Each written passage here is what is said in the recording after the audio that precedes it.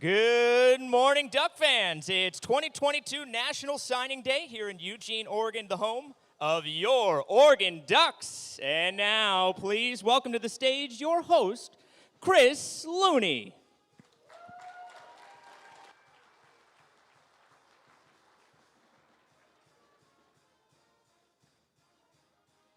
Well, good afternoon, Duck fans. Welcome to the 2022 Oregon Club Signing Day Lunch presented by Good morning, Duck fans. Ambient It's 2022 IT National Solutions. Signing Day here in Eugene, Oregon. Hey, we already talked about that. I love the enthusiasm, though. For those of you who don't know me, my name is Chris Looney. I am the president of the Oregon Club of Eugene Springfield. A little bit about our club. Since our club's founding in 1947, we've raised millions of dollars for the Duck Athletic Fund, supported scholarships for hundreds of student athletes along the way. And we've done it thanks to people like you who have supported our club by purchasing memberships, attending events just like this one, and spending money at our auctions. I'd also like to extend a special welcome to those of you watching on our live stream, wherever you are. Thank you for watching our show today, and thank you for joining us. Those of you who have attended an Oregon Club meeting this year, or back in 2015-16 when I was president the last time, you know that we like to start these meetings a certain way. And that way is this. When I say go, you're going to say ducks. You think you guys can handle that? Let's do it. Go! Go! Go! Go! Go! Man, I love that. That never gets old, does it? Before we get going here today, I want to let you guys know about our National Signing Day auction, which is now live at goducksauction.com. We have some great packages for you to bid on, some really unique items, signed memorabilia, trips, experiences, really unique stuff that you need to have if you're an Oregon fan. We have some of the stuff set up in the back. We have some one-of-a-kind Hayward Field memorabilia, Autzen seats, some really good stuff. So be sure and check that out. It's closing tomorrow night at 7 p.m. So make sure you go to GoDucks Auction, get in there, get your bids in, bid early, bid often. It goes to a great cause. I also want to take a moment to thank our sponsors. Wouldn't be here without their generous support. That starts with our title sponsor. That's Ambient IT Solutions. Josh, Dan, Brian, the rest of the crew. Big thank you to Ambient IT Solutions. I'll just put that there for now. Next sponsors are silver sponsors, Dynasty Concrete and Oregon Fuel Injection. Big thank you to them. Our contributing sponsors, Columbia Bank, Elkhorn Brewery, First Interstate Bank, Paradigm Properties, Sun Automotive, Toxic Wings, Aaron Bloom Real Estate Group of Windermere Real Estate, and our supporting sponsors, Gateway Living, Tom Stewart, Visiting Angels, Pat McCarthy, and Elliott Wood at Windermere Real Estate and Papa's Pizza Parlor. Please give our sponsors a hand.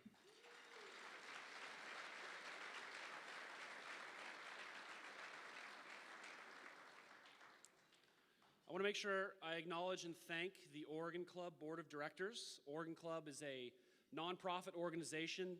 We're led by a 16-person volunteer board, and we're not an advisory board. We're a working board, which means that every single board member puts in hours for this club to make this club successful. And this is in addition to their jobs, families, and other commitments. We do this for one simple reason. We love this club. And we love this university. Oregon Club Board, please raise your hands and be recognized.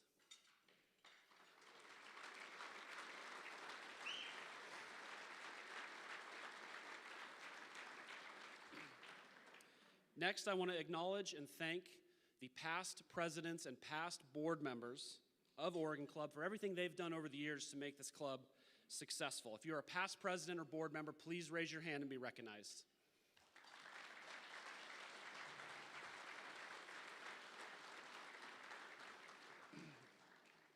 I also want to thank Matt Broders, H.J. Cohn, Sean, Luis, Alexis, our coaches, Athletic Director Rob Mullins, and everyone at the U of O Athletic Department for their support of Oregon Club. Thank you very much.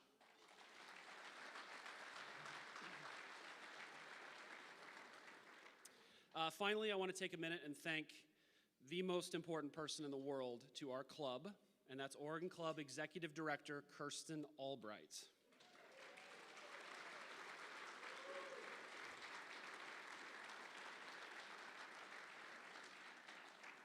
Kirsten is the heart and soul of our club. This will be Kirsten's 10th year as executive director of our club, and we are so very lucky to have her. Managing the day-to-day functions of the club and also trying to manage an all-volunteer board is a challenge, and it's no easy task, and Kirsten handles it with grace and some of the best organizational skills I have ever seen a person have. So a huge thank you to Kirsten for keeping it all together, and we have a very nice bouquet of flowers for Kirsten in recognition of her efforts. Thank you, Kirsten.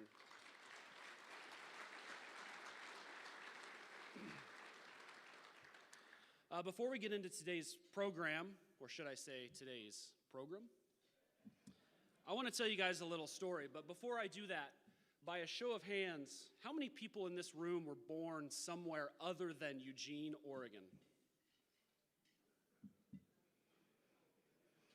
You see, folks, being an Oregon fan, it's not just about being from Oregon. You don't have to be from here to recognize that this is a really special place. In fact, sometimes seeing a lot of other places makes you realize just how special this place is. I mean, have you guys ever been to Tallahassee or Miami?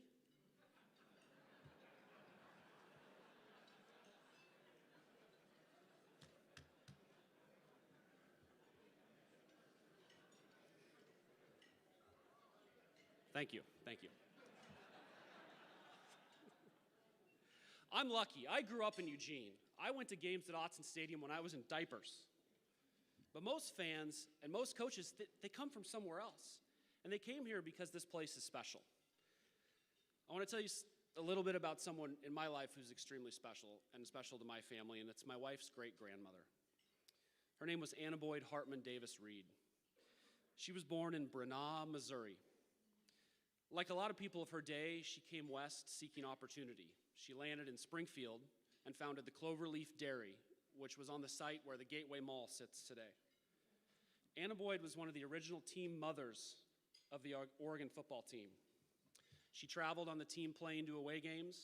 She baked cookies for the players, helped them and their families feel welcome here. She treated every player like he was her own son.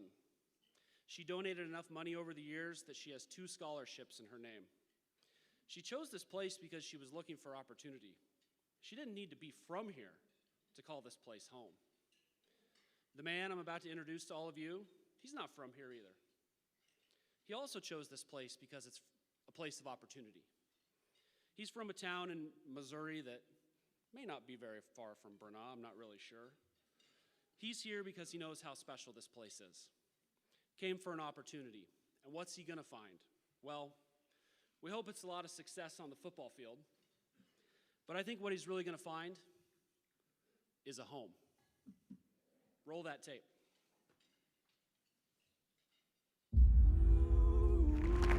Fellas, Dan Lanning, I chose this place because I know what we can do here. I'm not about broken promise. I'm not about saying a lot of things. I'm not really about talking about it. I'm about being about it. That's what I'm about. Catch made, first down run, 20. Touchdown, Oregon, Dante Thornton. I ain't sleeping, man, until we get this thing going the way we want to get it going.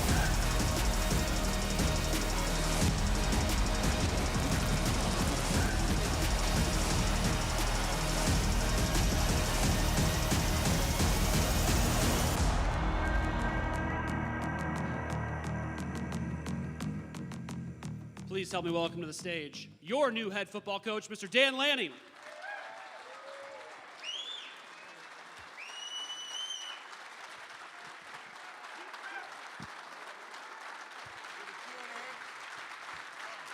Go Ducks.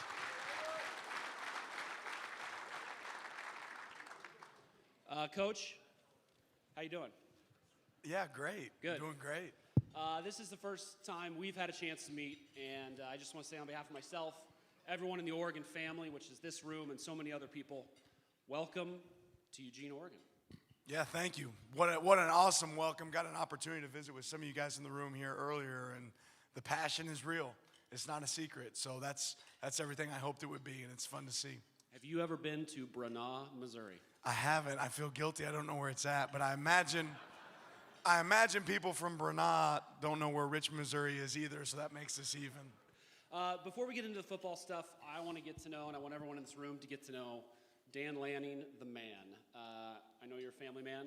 I've been married 14 years, 2 kids, the light of my life. I can relate. Tell us about your wife and your 3 boys. Yeah, they're my why. We spent some time early on talking to our players about our why, and my wife's been on a fun journey. This coaching journey's been an adventure. We've got an 11-year-old, a 10-year-old, and an 8-year-old, Caden, Niles, and Titan. Been all over the place, so excited to set some roots. I understand the 2 of you met at an Outback Steakhouse. We did. Correct? You were looking for a bloomin' onion and you found love. That's right. She was a to-go girl. So the quarterback of our college team, I played at Williamsville College, he started working at Outback, and he told me, you need to come check this place out. There's some, attractive talent working there at Outback, and I needed a job, right? So I went there and became a server, and she was in the to-go room serving, and it just worked out. Right there by the bread oven, Yeah, the rest is history. Well, that's a good segue to my next question, because you haven't always been a head coach or high-level coordinator. You started at the bottom of the coaching ladder from Outback Steakhouse to a GA and a recruiting assistant and some other things along the way. You made a list of goals for yourself when you first started in the business. What were some of those goals? Yeah, something I started when I was at Arizona State. Started writing my goals on my mirror, and the first one on there I think was be a championship father and husband. That was really a high priority for me. And everything I do, I like to compete. So that was on there. I wanted to sign some recruits. At the time, I was a GA, so I was interested in getting a paycheck. So I said something about being full-time on there. I think one of the goals on there was to be a head coach by the time I was 35. So somehow snuck my way into there. I turned 35 this past year. So pretty wild when you think about it. What made the Oregon job appealing to you?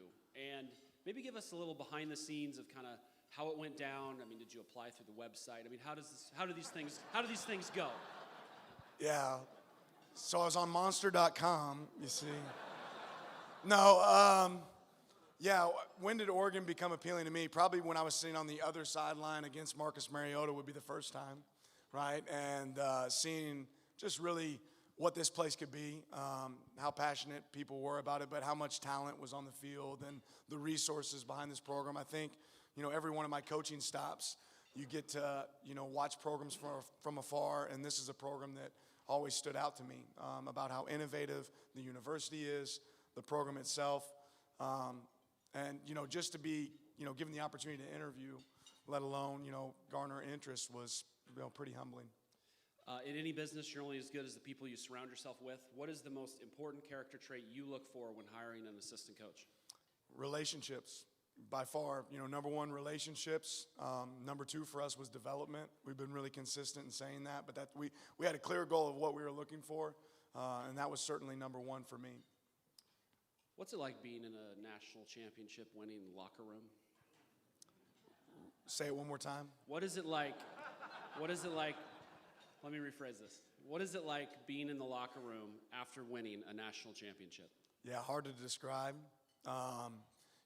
Refreshing, rewarding, somewhat a sense of relief, because you work so hard to get to that moment. And I know it all culminates at one time. But the reality is that was a lot of hard work over a lot of time. And that's, there's nothing more rewarding in our profession than that. If you had to describe your coaching philosophy in one word, what would it be? Yeah, passion. I feel like your players play the way that you coach, and I believe in coaching with a lot of passion and energy. I love football. I don't think that's a secret, but the players that play for me, I think they love football too. Oregon is a family. You can see all these people in this room, and people that have played here before, people that have coached here before, people that have been around the program a long time. You recently had a Zoom call with about 180 former Oregon football players. What kind of brought that on? How did that come about? And what did you learn from that? Yeah, look, Oregon football doesn't exist without Oregon football players, right? And so for me, it's really important to be able to connect with our players. And, I'm lucky enough to have a staff that's, thinks ahead, big picture, and a couple people that brought the idea up to me about doing that. And I was all for it. I'm really excited. It's fun to get on a Zoom, and it's not for ESPN. It's not for a media outlet. It's just an opportunity to connect with our players, and that was a lot of fun for me. We're here on National Signing Day, which is a lot different, or it looks a lot different than it used to. It used to be the coaches huddled around the fax machine waiting for the LOIs to roll in. But we're in a new world now. So how do you manage this new world of the transfer portal, early enrollees, and then the traditional signing day? Yeah, this game is ever changing. And I think, outside of relationships and development, we hired a bunch of coaches that are teachers. And to be a great teacher, you have to be willing to learn. And we're willing to learn. We're willing to adapt. We're going to adjust on the fly. I think that's what's going to make us elite as we approach the future. But we hired some coaches that are able to do that, and we have a staff that's able to do that. And I can tell you that there's been a lot of sleepless nights getting to this moment. There's too many people to thank, but that was a big part of it. All right. I know there's some people in this room that want to get to know you better, ask you some questions. Softballs only. Softball Exactly. questions. Save the hard questions for Coach Lapoy and Coach Dillingham. That's right. Yeah, softballs only. The doors are closed. This is all among friends here, off the record. Anyway, raise your hand if you have a question for Coach Lanning. We will bring you the microphone, and you can ask your question. Look at how fast Ken Not runs. all at That's once. like a gazelle. That's impressive. Our first question is going to be over here in the corner. It's going to be Larry Go Ducks Newbie. That's his middle name for a reason, folks. It's on his birth certificate. Larry, go ahead. Coach, thank you for choosing the Ducks. My question is, how important is Nick Saban to who you are as a coach? Yeah, certainly he's a chapter in my story. I told everyone when I left Sam Houston State and I was going to Alabama, I was going there to get my doctorate in football, right? And I feel like I went there and I learned a lot. It's where I met a lot of people that are near and dear to me now. Coach Lapoy and I worked with each other there. Coach Long worked with each other there. And certainly Coach Saban's a big piece. But I'm not going to be Nick Saban. I'm not going to be Kirby Smart. I'm going to be Dan Lanning. That's the big piece for me.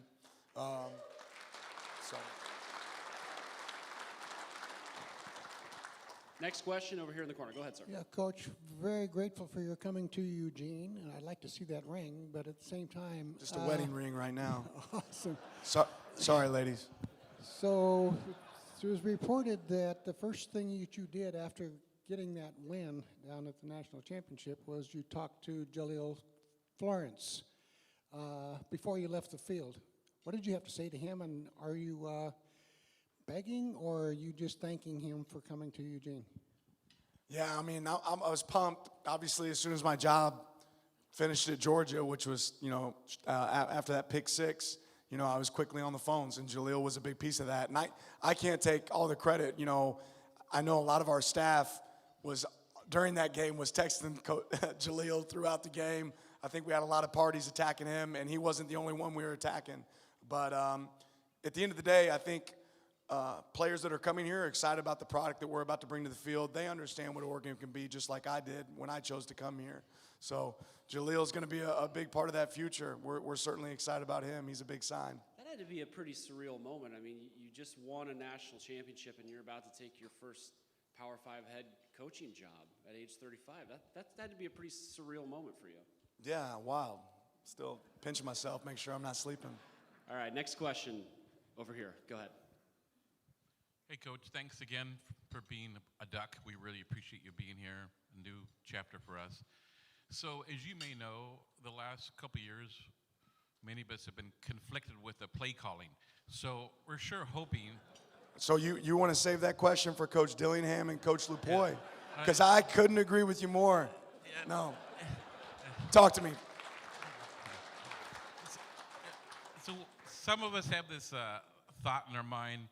We call it Rich Brooks up the middle. So it's 3rd and 8, we go up the middle for 1. It's 3rd and 6, we go up the middle for 2.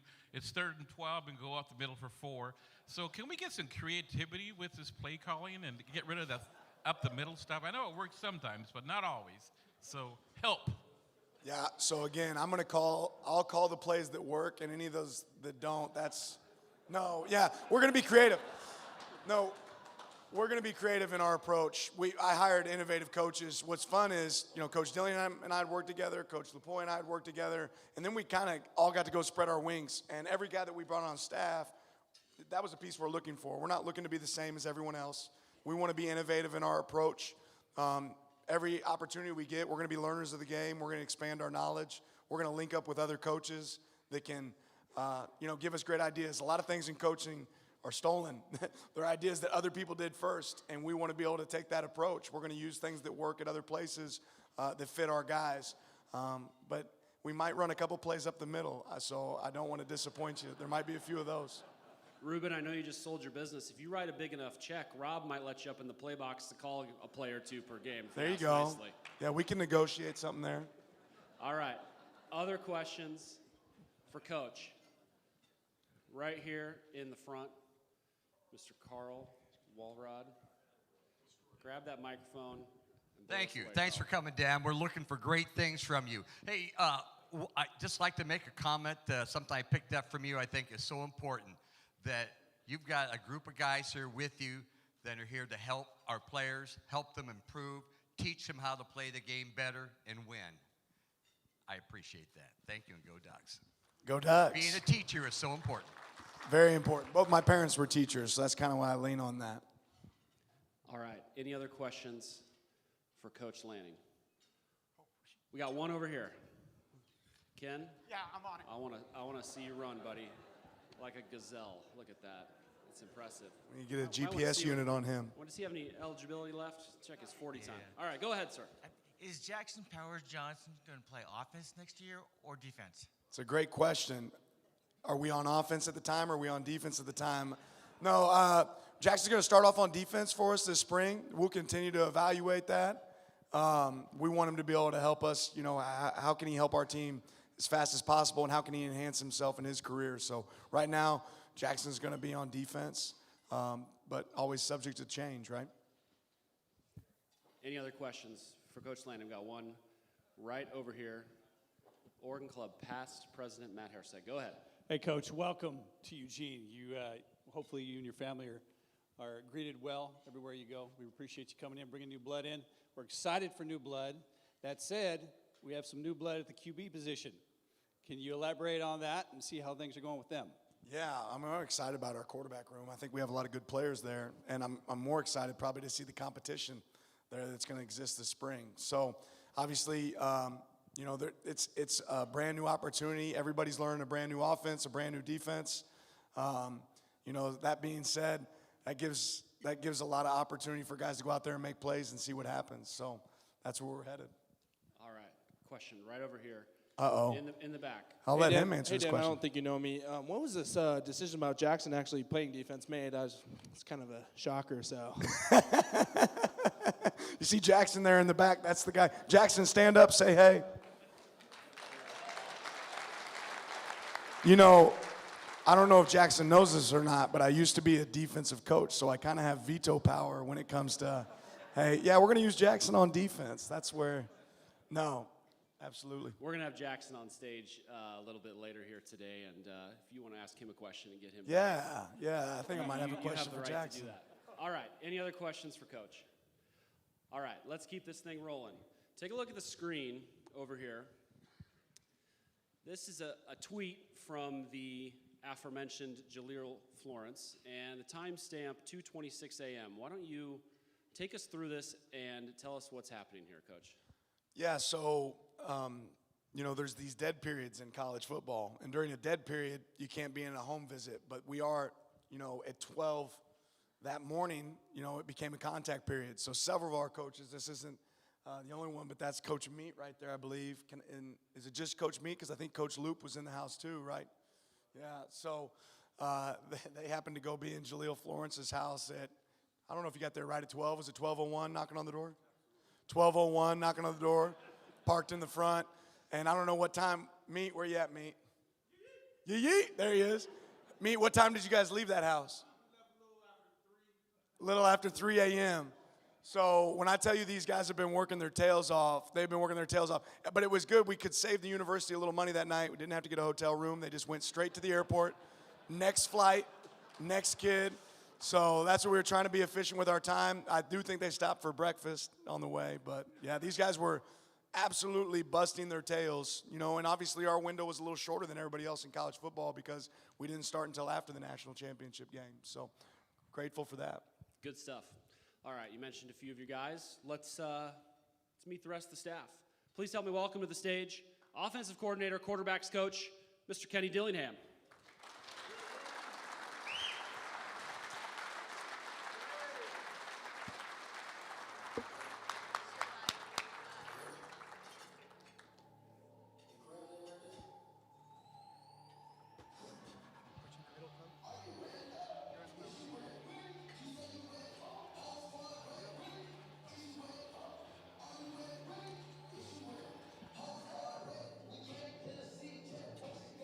All right. Kenny? I don't remember getting a playlist like that. Like, Kenny, how you doing? I'm great. How are you doing? Doing really well. Appreciate you being here. It's our first time getting to meet you and meet the Oregon family. Tell us a little bit about yourself and why you chose to come to the University of Oregon. Well, I'm born and raised in Arizona. I'm a West Coast guy. So I tell people, you grow up on the West Coast, you really got to, ride your pony, I say. You either pick the city or you pick the school that wins. And so I picked rooting for Oregon growing up. And I grew up with a green blanket that I got for Christmas, and it was on my bed. And you would turn on the TV, and you would watch Oregon play, and you wouldn't question if they were scoring. You asked how much. And that's the era of Oregon football I grew up in, is when you watched Oregon play, you asked the question, how many points have they scored, not have they scored. And that's why a big reason I'm here today is my allure to being here, how I grew up on the West Coast. I know you came from Florida State, and you may have heard me take a small shot at Tallahassee earlier, and I want you to know that has nothing to do with you.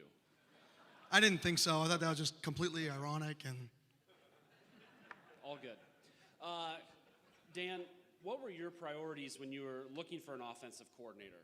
And what were you looking for, and what does Kenny bring to the table? yeah, it starts with good people. You know, we work together. He's a guy that I've developed trust with over the years. I spent a lot of time. I was looking for somebody that's smart, innovative, doesn't necessarily feel like they have all the answers, but they know where to find them. I think that's really important in a coach. Your heart has to be bigger than your ego. Kenny has all those attributes, and to be honest, he's one of the smartest and most innovative coaches I've been around, so that's something that stuck out to me. Kenny, you mentioned this a little bit about the Oregon brand of fast-paced, up-tempo offense. Ruben, you mentioned it in your question. It feels like it's been a little while since maybe we've seen some of that up-tempo, fast-paced Oregon blur offense that we've seen before.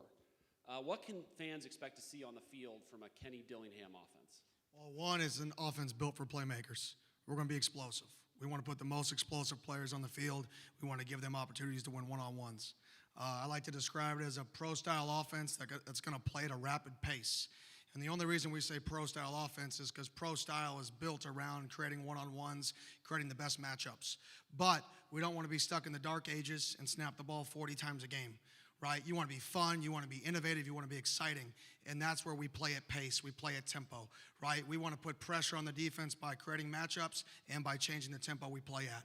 And if we can create the best one-on-ones, we can put the athletes in space, so where playmakers can be playmakers, and we can snap the ball as many times as possible so the defense has to defend as many snaps as possible.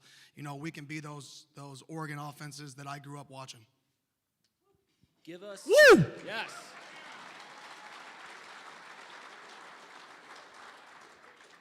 Give us a play call.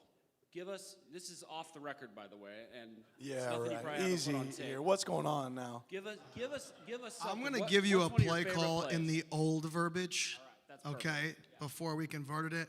It would be twins right, gold, Indy back, Pepsi. We're running an RPO, bang 8 post to the single receiver with an out go to the field. That can convert to a curl flat. If you get soft corner, if it's a soft box, we're going to hand the football off. And if we wanted to do that really quickly, we would just say Pepsi, Pepsi, Pepsi. Everybody get Pepsi. that? That play went for a touchdown, by the way. Coach, I would love it if you would take a second and introduce your offensive staff that's in the room today.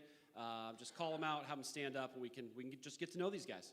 So the first person is our assistant head coach and our offensive line coach, Adrian Clem. So Adrian Clem. So I met Adrian about 6 years ago, and when Coach Lanning first called me and we got the job, I said, I have an O-line guy, but, I mean, he works in the NFL, so the odds of us getting him probably not going to happen. So we call him, we interview him, and after we talk to him, it really wasn't an interview, it was a conversation. Coach Lanning goes, okay, what do we have to do to get him, right? And Coach Clem grew up a West Coast guy, and this is where he wanted to be. So he left an NFL offensive line job to be here, right, because he wanted to be a Duck. So we're blessed to have him.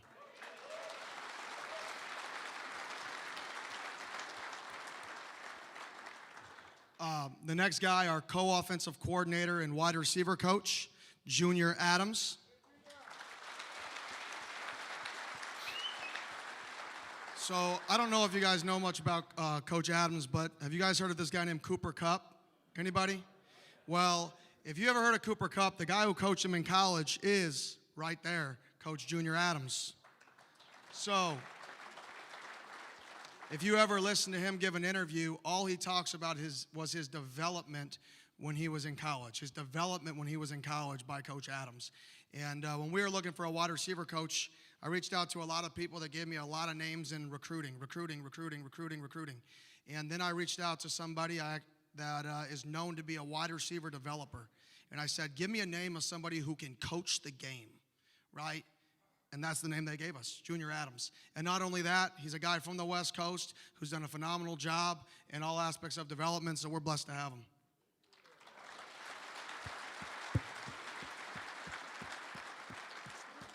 Our tight ends coach, Drew Maringer. Where you at? Right there.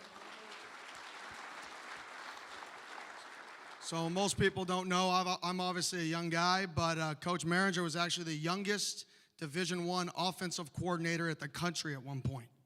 So when we said, how are we gonna add to our staff at the tight end position, right? There's different directions you can go. You can go recruiter, a guy who's just known to be a recruiter, or you can go football coach. And the one thing that Coach Lanning and I wanted was we didn't want a staff of people that said, you're just a staff of recruiters.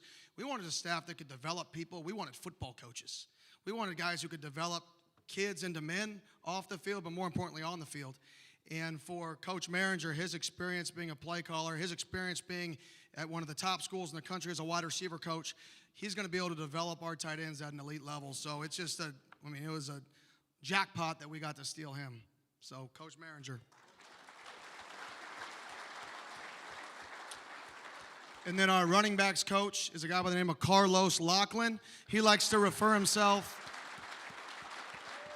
he calls himself the walk-on coach. Okay, because his story is a little bit unique. When I was the offense coordinator at Memphis, you want to say something? You look like you want to say something. Okay. Coach Locke has a mouth. He likes to talk now. That's a good thing. We assigned a running back because of that, so we should all be thankful. But Coach Locke, was a high school coach, and he literally walked into my office one day at Memphis, said, I work a full-time job. I can't tell you what I do. I don't know what he did, but from 8 to about 4 in the morning, 8 p.m. to 4 in the morning, I want to volunteer here as much as possible. So he was a high school coach. He started volunteering for us from basically throughout the day, would go straight to work at 8 p.m., would work a night shift, show back up at 6:30 for practice, would be there till 6, take a nap, go back to work, and he did that for 2 years. And throughout that process, he helped put 5 running backs in the National Football League. So when I told him, when I got the opportunity to hire a running back coach, I knew who it was going to be. And we're blessed to have him. Not a great football coach, but even better man.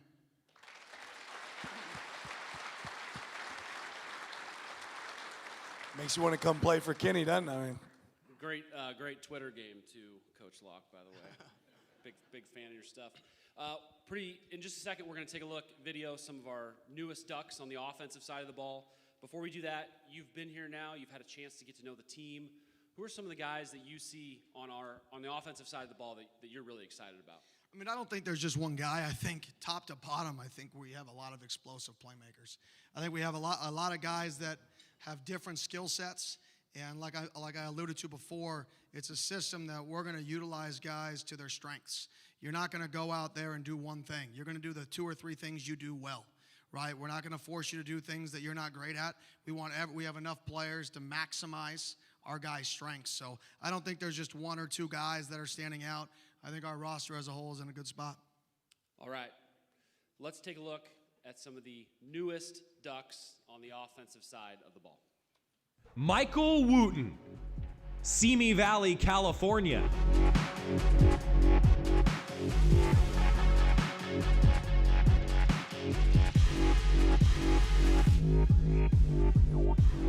Bo Nix, quarterback, Pinson, Alabama.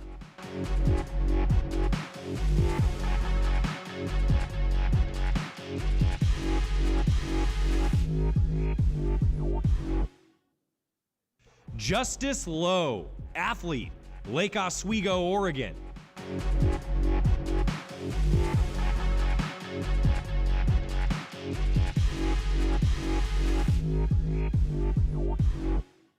Jordan James, running back, Murfreesboro, Tennessee.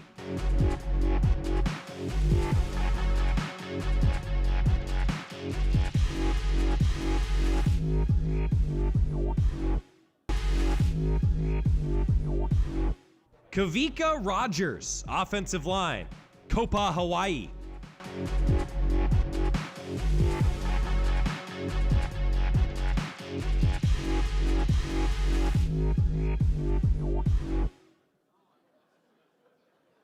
It's good stuff.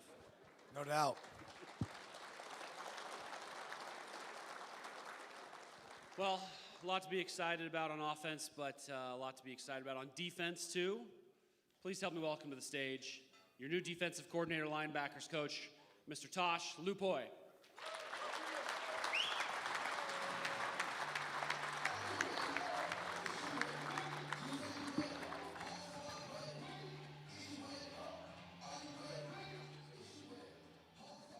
We got the walk-up music. Did you choose my coming out music? No, if you want it different next year, just let us know. We'll get you something good. Coach, thanks for being here. Appreciate it. You've been around the game of football for a long time, some in the Pac-12, most recently in the NFL. What made you decide to get back into the college game? To be honest, I never really saw myself coming back. But quick answer, easy answer. First off, who's involved here? Starting with the head coach I'm sitting next to, the respect level I have of him. And then the next would really be just, I would say, capability. So been trained by some great mentors in my life, make the life decisions like this, and to be a part of a place that's capable of doing great things. So you evaluate your opportunities that come aboard, and super fortunate because of coaching great players. I've been offered some of these opportunities, and after taking some thought into this, it became a no-brainer. You've been a part of a couple of national championship winning teams. What is the difference? There's a million little things, right? But what is the difference between a team that wins the national championship and a team that gets close but never quite gets there? I think the difference is what we are attempting to establish the minute we landed. So I was sitting in Jacksonville. It was a Sunday, and we just knocked the Colts out of the playoffs, fired up, got on the plane, went to go see a couple of old friends, and most importantly, root on Coach Lanning to go win a national title. Got on another plane. We landed here. I'm all fired up, talking about defense, getting ideas, Coach Lanning, what we can do. And it was kind of like, shut the book, put that aside. We got to connect first. Let's make sure we get to know these young men.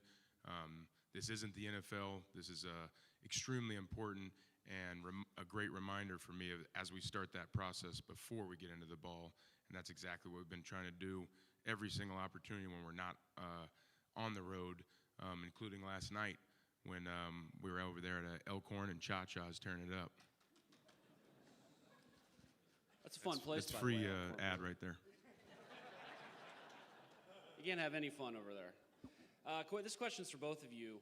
Excuse me, sorry. I have no NIL as well, so I didn't get anything.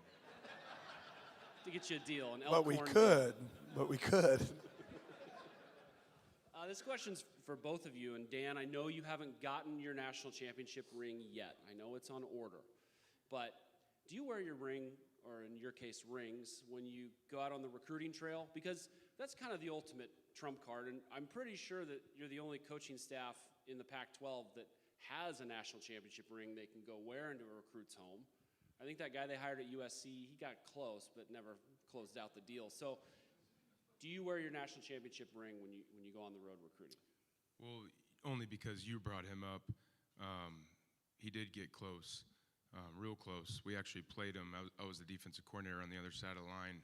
He had a guy named Kyler Murray, really good player. It was 28-0 in the first quarter. So, I think I remember that game. But he did get close. Yeah. You're right. So we have a couple. Got a couple of those rings. I don't think I actually did. I may have brought a few in my pocket. They're kind of like scattered around in the office. But when the guys come over, what was pretty cool and impactful, I think, to see that. But it's also a good reminder, like, hey, you know, this is great, and it's what we want to be, but we got a lot of work, you know, ahead of us to go get there, you know. So we're capable of that. Here's the ultimate goal, but you know, let's learn about each other first, and like, let's learn what the A-gap means first, and that's what we got to start doing here.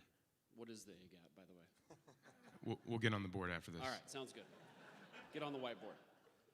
This question's for both of you, and I want an answer from both of you. What is the best meal you've ever had in a recruit's home?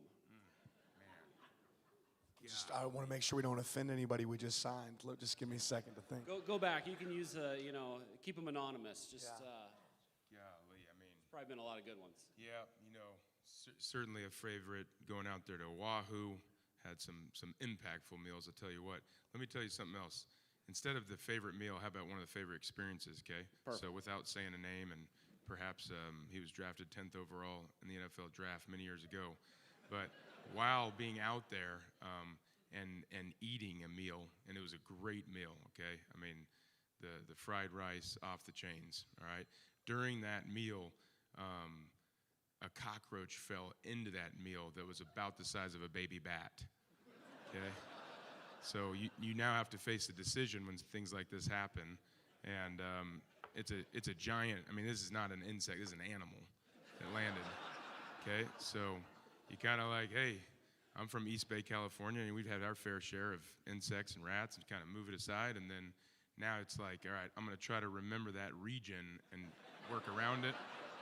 So you're not saying anything about it, though. I mean, you don't want to offend Mama or the family, right? It just, you know, it was almost may have happened a few times before, because he had a rolled up newspaper ready, and he hit the animal. I don't think there's any way I can beat that I story. don't think you can top that, Dan. Yeah, I don't think so. I played video games once with this kid. No, I mean, I can't. All right, back to football a little bit. It's hard to top that. How do you go away from that? Tosh, tell us, and Dan, obviously you're a defensive-minded guy. What are we going to see from a Tosh Lupoy, Dan Lanning defense at Oregon? You're looking at him when you ask, so you want me to answer? Go ahead. Okay. I think first and foremost, what we want to represent, what I want to represent, is an absolute relentless defense. Okay, so we're going to be extremely aggressive. We're gonna play coverage up in your face. We're going to attack gaps. We're going to attack individuals, and we're going to run to the ball. So before we get into anything else, that all starts after the connecting piece of the culture we're building, and specifically on the defense. Anywhere and any man I coach, and I'm fortunate to coach, I want that individual to be an extension of myself. And when we get in between those lines, that's an apex predator. Yeah, 100%. I mean, at the end of the day, we want to be able to attack. I think a lot of people think that offenses dictate what a defense does, and that's not going to be the case for us. You know, obviously, multiple is a big, big piece of that, too. We're not going to be boring to watch. We want to be able to change it up and adapt. But at the end of the day, apex predator is a great description of what we're going to be. All right, I like it. Tosh, can you introduce your defensive staff for us, please? Yes, sir. So these guys, I say this with a lot of confidence. Been fortunate to be coaching a lot of football. I truly believe this is the best defensive staff in America. All right, so starting it all. That's right, you can clap. And then once you guys attend the spring game, maybe you reassess from there, okay? Everything starts up front. So first individual I'm going to introduce, faith, family, and football. This is a ball guy. Really excited. Again, just my continued respect for Coach Lanning. We're taking this job here, and it's like, all right, I know this coach. We know this coach. This highly recommended guy. we got 2.5 weeks till signing day. Hold on, right? We're going to thoroughly go through this the right way. We're going to, the unfortunate events of the pandemic, right, have also opened the opportunity of us being a lot better with technology and be able to Zoom, right? So I'm sitting there in Jacksonville, and Dan's either in Athens or Eugene, and we are able to literally from 12 at night to 3 a.m. at times truly thoroughly go through the process the right way of, does this individual, is he capable of establishing great relationships with players? Can he be an elite ball coach? Can he recruit the type of talent that we know it takes to go win and put those things together? So going through a lot of Zoom processes, this guy, I mean, we must have interviewed 14 D-line coaches, I believe, and this individual just stood out, all right, as someone that kind of comes from our foundation of striking blocks up front, and really excited for him to take over this crew. And that's straight out of Western Samoa, Tony Tuioti.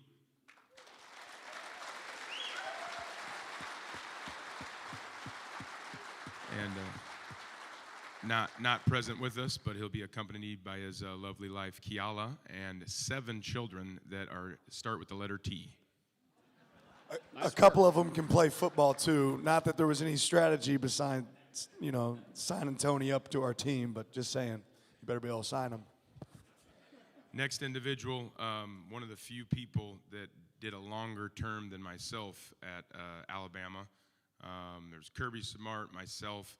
I think I'm in second place overall in that era, or third place next to the next individual here. So he's someone that comes highly regarded.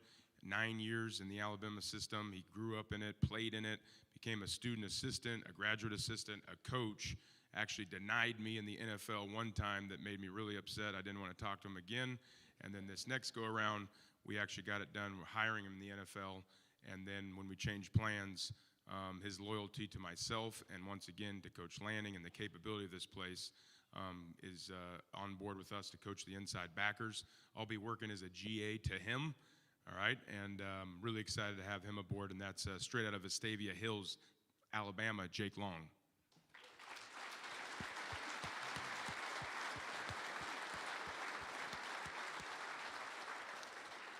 Next up, you talk about reputation, okay? So Dan hits me up about 3 years ago, said, hey man, I got this guy's, might be half crazy, but he's wired like us, he's all about ball, and he wants to come up and visit you.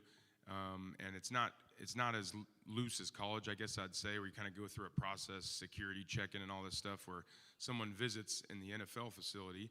And I was like, all right, sure, let me ask. I haven't had that yet, but let me ask. So this individual came up, and fell in love with the work ethic. He wanted to be a part of everything. He wanted to take me in and out of the meetings. He's asking if we can be in the staff meeting. It's like, no, I've never heard of that, but I guess I can ask. All right, come back to my office when you have me. Come back. He's writing down notes, studying the film. All right, and from that point on, that was at Cleveland. And then now, when this all kind of came together here, Coach Lanning mentioned his name as a possibility of being on our staff. Said it would take a lot because of what he's accomplished and how highly regarded he is in the profession. So we started recruiting him. He told me his name, and I was like, shoot, I remember that guy. Looked him up. He was at the University of Baylor, right? Top 10 defense this season, coached 3 all-conference players in the secondary. He'll be a major part in coordinating the secondary with myself and Coach Lanning.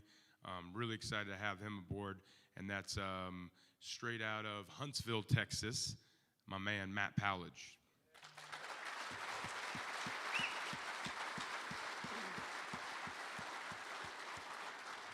Newly married, Karina is his wife.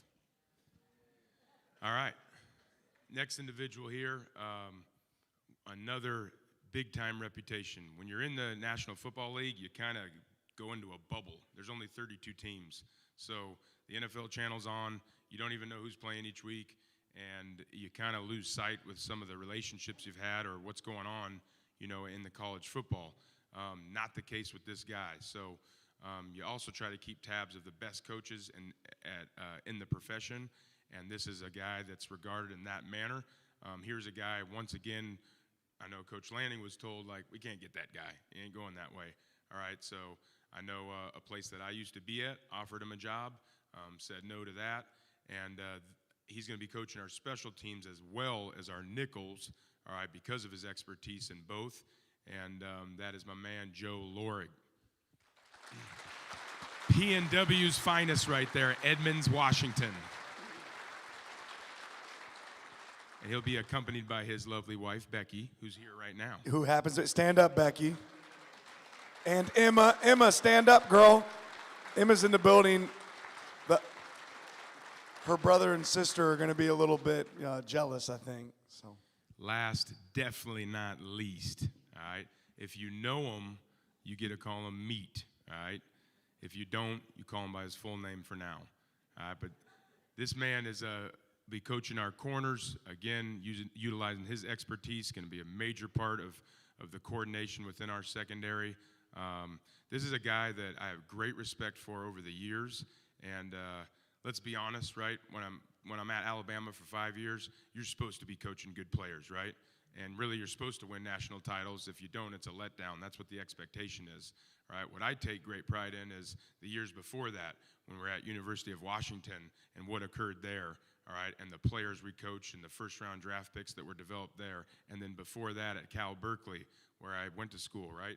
The development here. This is an individual where it ain't about the logo, it's wherever he goes, you see an incredible result, and you see highly developed individuals playing with a certain mentality and swagger, all right? And that's what you're gonna get with our corners position, all right? And that's my man, Demetrius Martin. Yee-yee.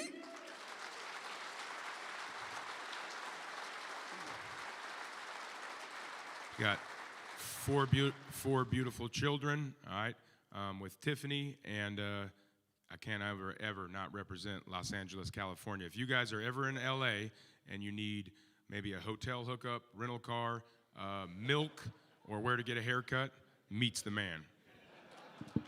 There you go. All right, give him a hand. The newest additions to the Oregon football family. All right, good stuff. Now, let's take a look at the newest Ducks on the defensive side of the ball. Devin Jackson, Omaha, Nebraska.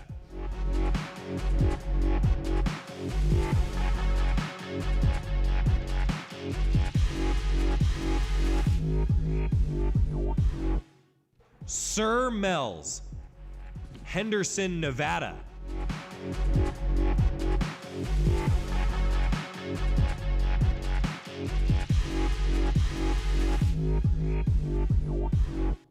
Harrison Taggart, Draper, Utah.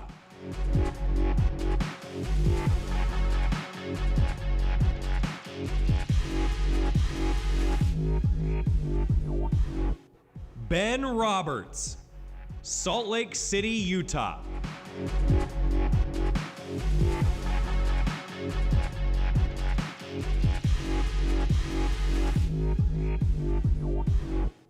Jaleel Tucker, San Diego, California.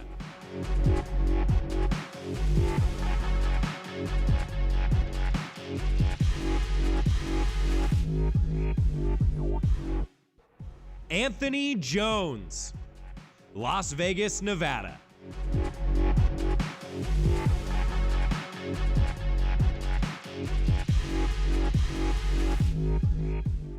Jaleel Florence, San Diego, California.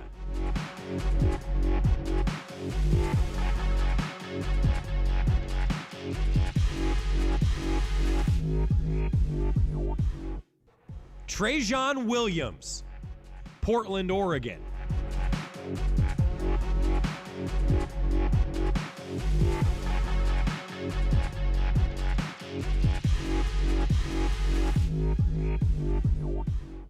Sam Taimani, Salt Lake City, Utah.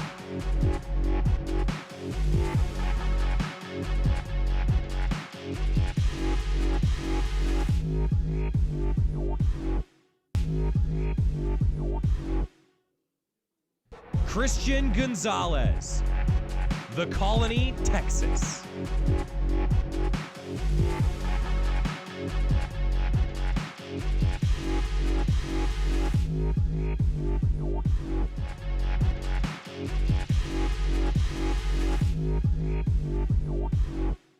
Kamari Terrell, Killeen, Texas.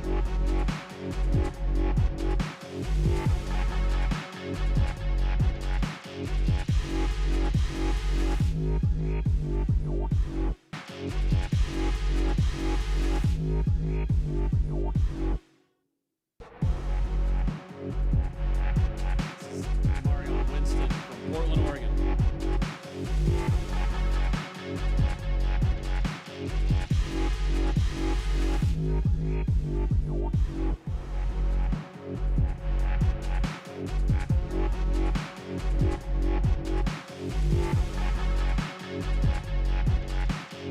All right, good stuff. Always exciting to see the newcomers to the team, but I think we've got some 5 stars of our own already on the team. Please help me welcome some studs from the Oregon football team: Jackson Powers Johnson, Keith Brown, and Terrence Ferguson.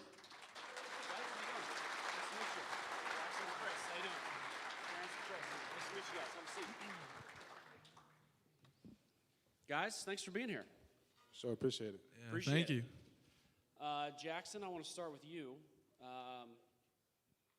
I said offensive lineman in my intro, but you can line up on the other side of the ball, can't you? And you mentioned it earlier when you asked your question to Coach Lanning. So what position do you want to play on the Oregon football team anyway? That's up to my mom, I guess. No. Good answer. I really don't care. Whatever's best for the team. I love both. I played both in high school. I just like hitting people and being violent. So whatever gives me the opportunity to, I'll go. All right, I like it. Keith, you're an in-state guy. You're from Lebanon, just right up the road.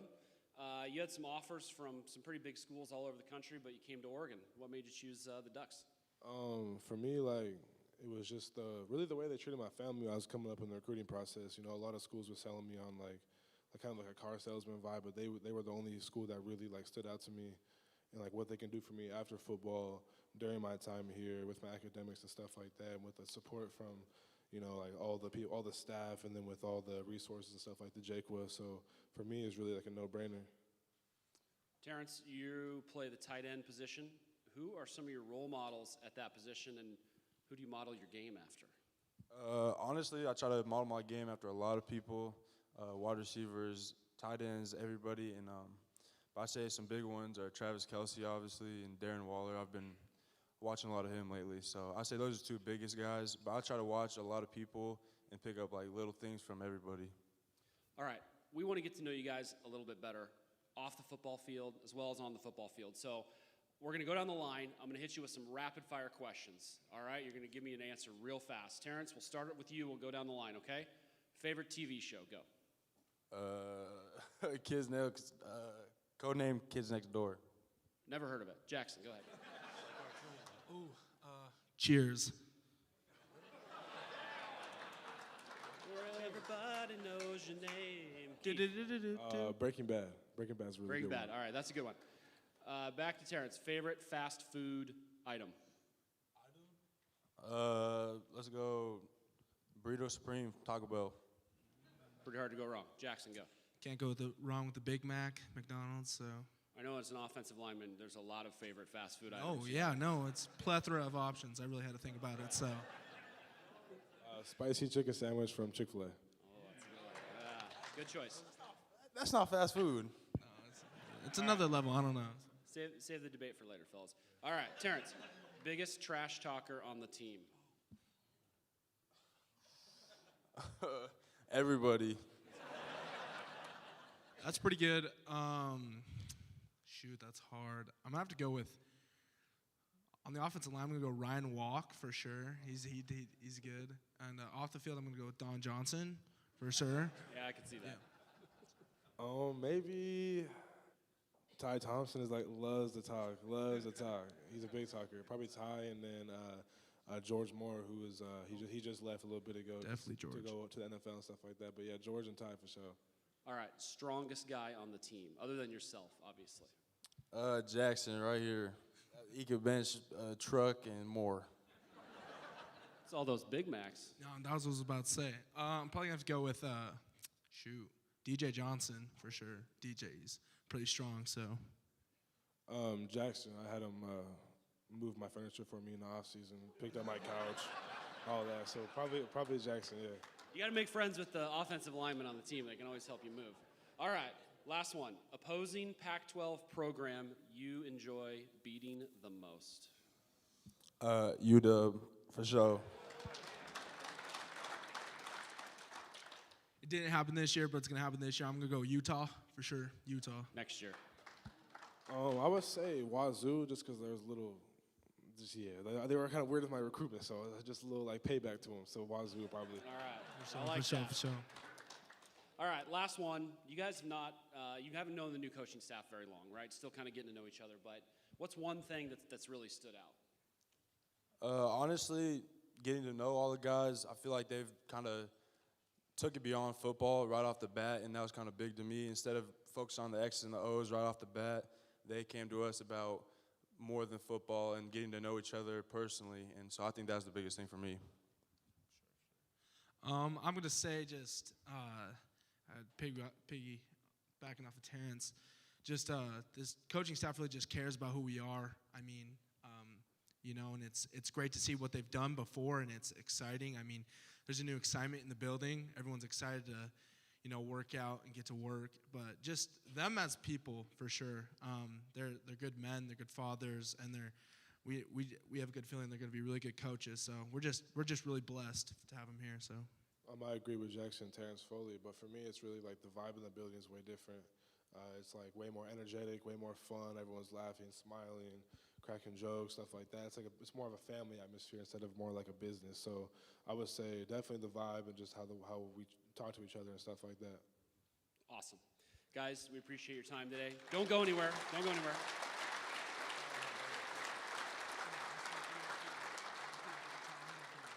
We're going to wrap this up. We're going to have Coach Lanning come up here and close this thing out. Come on up, Coach Lanning.